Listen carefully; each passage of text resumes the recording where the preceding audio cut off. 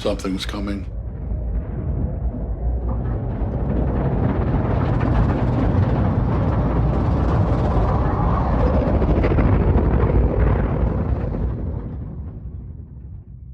Ten Cloverfield Lane is in the same universe as the first Cloverfield, but it's like a completely separate side story, so it's more of a spin-off. By the time this movie was over, the idea hit me like, have you ever seen the I Am Legend, like little animations on the Blu-ray special features, or the Animatrix, essentially? It's like that. I can see more sequels to this taking place in the same universe after the same initial big event, and then just following a bunch of different people and a bunch of different stories and a bunch of different styles after that. So there could be like 4, 5, 6 Cloverfield universe movies, and it'd be like the Cloverfield stories or chronicles, and they're not in any way connected to each other. Like the Telltale game, 400 Days, the little bridge between The Walking Dead. I mean, it does connect to Season 2, but on its own, 400 Days is a bunch of completely separate things. It's like that. If you've seen the first trailer, and only the first trailer, you're in the best situation for seeing this movie. I think even the second trailer kind of gives away how they get into that situation. It's John Goodman, Mary Elizabeth Winstead, and some third guy. The three of them are in this bunker. They're underground. That's all I'm going to tell you plot-wise. I'm not going to tell you how they got into that bunker. I'm not going to tell you why they're in that bunker. And I'm not going to tell you whether or not they get out. Because I think uncovering that is half the fun of the movie. And yeah, there's a big spoilery reveal at the end. So definitely, if you're not spoiler aware about movies, this is a movie you want to be spoiler aware about. So the movie follows John Goodman and Mary Elizabeth Winstead. And initially, she does not trust anybody. So there's a lot of good tension about whether or not John Goodman is friend or foe. And my goodness, he does good in the movie. He plays like a kind of low IQ, creepy weirdo. I mean, high enough IQ to like build a bunker and to be smart enough to do this kind of like sciencey stuff to stay alive in a bunker. But he's clearly like a very kind of socially awkward like character. His name's Howard, and sometimes he'll be like yelling and screaming and like big, scary, threatening presence, and sometimes he'll be like kind of smiling real big. It's not the character I expected John Goodman to play, and I think he did a really good job. This movie is a thriller through and through, so if you're expecting like citywide scale destruction from the first Cloverfield, not even close. And my goodness, does it get tense. Like the music's getting really, really loud and something's happening there. It's like, oh my goodness, I would not like to be in that situation.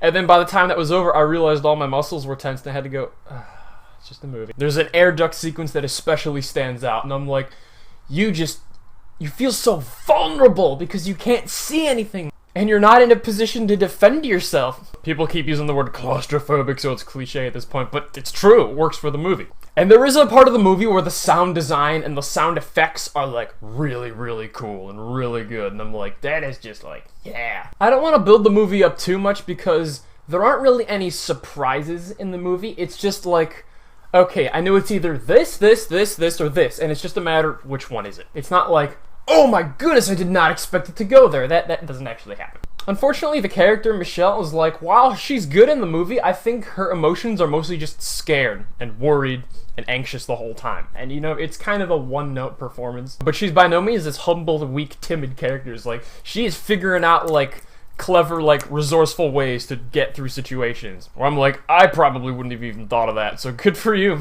There are parts of the movie that are also, like, scary rather than just tense, so it induces fear in addition to mystery and suspense. Particularly 2 instances that involve glass, and that's all I'm gonna say. And as a thriller, this movie is a very strong success. I'm gonna give 10 Cloverfield Lane an 8 out of 10.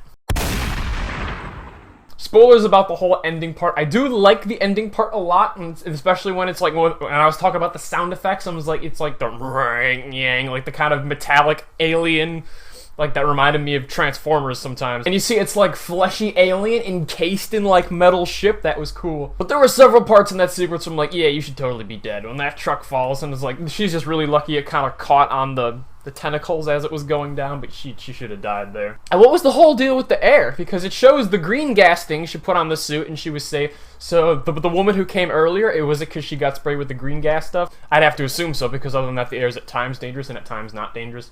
But that whole sequence where she's running from the dog thing was, again, a very, like, I am just, in that situation, I probably would have, like, given up. Like, I am so vulnerable. I have, like, flimsy wooden tin structure for defense, and this is an advanced alien killing machine. I'm screwed. Though it was pretty stupid. It seemed easily distracted by noise. Like, doesn't it have, like, if it's freaking alien advanced floaty ship thing, they don't have thermal imaging, they don't have the technology to just destroy a house She just bombed the whole area. I mean, it was kind of abducting her, so maybe it didn't want her dead. But if it didn't want her dead, why was it sending the dog thing after her? It leaves some questions unanswered, but that is good because it gives you things to think about and discuss with other people. And I like the whole, like, over the radio, like the military's fighting them, like we pushed them back to the south. If the next Cloverfield was like a straight up action movie about the military fighting these guys off, that'd be cool. But I'm very much on board for this alien monster invasion universe with a bunch of other movies happening in it, and I'll be excited for the next one. So thank you for watching, goodbye, and God bless. It's nice outside. I got the window open, go play soccer or football.